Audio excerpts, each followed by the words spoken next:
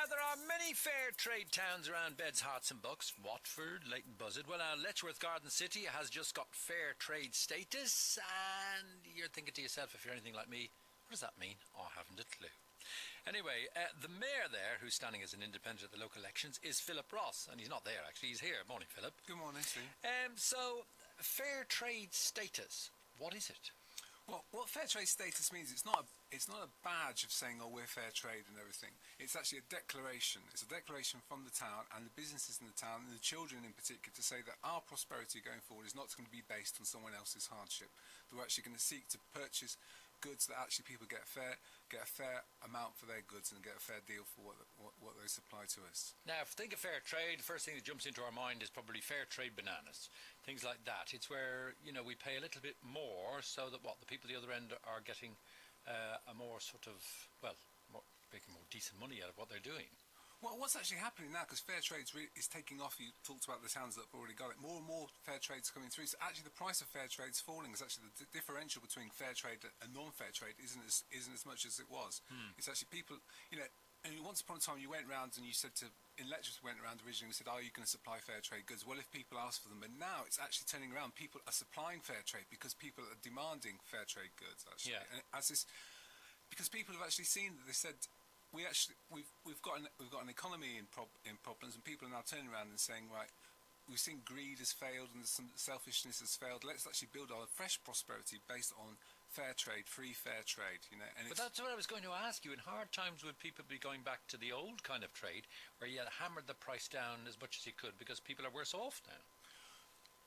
It's a great British virtue, the fact that people believe in fair play, fair trade, and the principles of actually paying a fair amount for their goods. And it's easy for the rich man to give money, but actually it's a strong virtue of people in this country to actually give it that little bit of extra, actually to buy goods that actually they're going to make a strong difference to people elsewhere. It's about us acting as a community and saying to people throughout the world, you're a community with us, and we don't want our prosperity to be based upon your hardship. We're going to give you a fair amount for what you get. And it goes beyond that too. It's not just about coffee and bananas and things like that. And we've talked about the town centre redevelopment in Letchworth and saying when people are going to be sitting on their marble seats, we want to make sure too that the marble that they're sitting on, it has not been quarried by children in India. It's actually been quarried by people who got fair amount of wage for actually producing that. So it goes through, it's an ethical approach actually that we're going to take. So when you are a fair trade place, like Letchworth Garden City, you're saying you're getting fair trade status, does that mean you now have a kind of an obligation, or are we just talking about a rough aspiration that we'll try and do our best, or is it we are going to go for fair trade wherever possible? Which is it?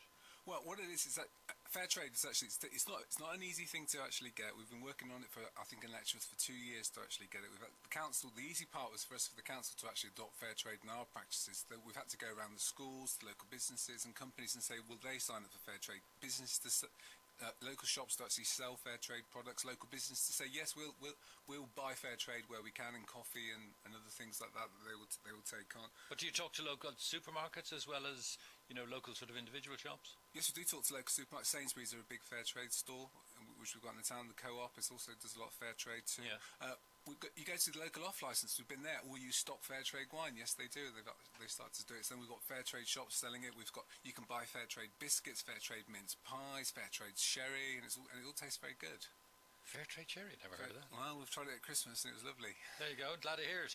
Okay, so you now have the status, yeah? Yeah, we have the status. And have you got a bit of a ceremony going on for that? And we've got on Saturday at 10:30 outside Squire's coffee shop in Letchworth, which only sells fair trade coffee, which right. We've got We've got Oliver Heal coming to make the presentation. Okay, the local MP, yep. Local MP.